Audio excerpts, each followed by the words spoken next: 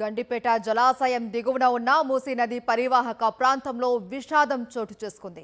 చేపల వేట కోసం వెళ్లి నిన్న సాయంత్రం గల్లంతైన 3 యువకులు మృతి చెందారు.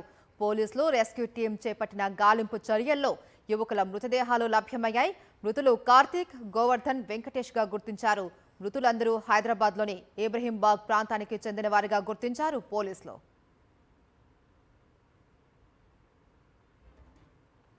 ఇక మరింత సమాచారం మా ప్రతినిధి రవిచంద్ర అందిస్తారు. రవిచంద్ర, మైసూర్ గండిపేట జలాశయం దిగువలో మూసీ నది పరివాహక ప్రాంతం ఉంటుంది. అందులో కూడా నిత్యం కొంతమంది చేపల వేట కోసం వెళ్తుంటారు, చేపలు పడుతుంటారు. అయితే నిన్న సాయంత్రం 3 యువకులు అందులో చేపల కోసం వెళ్లారు. చేపల వేటకి వెళ్ళి అక్కడే అందులో గల్లంత అయిపోయారు. గల్లంత అయిపోయి నిన్న సాయంత్రం నుంచి ఇప్పటి వరకు ఆచూకీ లభ్యం కాలేదు. అయితే పోలీసులు రెస్క్యూ టీం గాలింపు చర్యలు చేపట్టింది. అయితే ఆ 3 నిన్న గల్లంతైన 3 ఇవాళ డెడ్ బాడీలు మృతులుగా మారారు. ఈ విధంగా కార్తీక్ కావచ్చు, గోవర్ధన్ కావచ్చు, వెంకటేష్ కావచ్చు, వీళ్ళంతా హైదరాబాద్ లోని ఇబ్రహీంబాగ్ ప్రాంతానికి చెందిన వాళ్ళు. అయితే ఈ విధంగా చేపల వేట కోసం వెళ్లి 3 గల్లంతై ఇవాళ మృతులుగా మారారు. అయితే ఈ విధంగా ప్రతిరోజు కూడా అటు జలాశయం నుంచి గండిపేట నుంచి వచ్చేట్టుగా నీళ్లు దిగువన ఉన్నట్టుగా మూసీ నదిలో కావచ్చు, మూసీ ప్రాంతాల్లో ఈ విధంగా చేపల వేటకి వెళ్తుంటారు.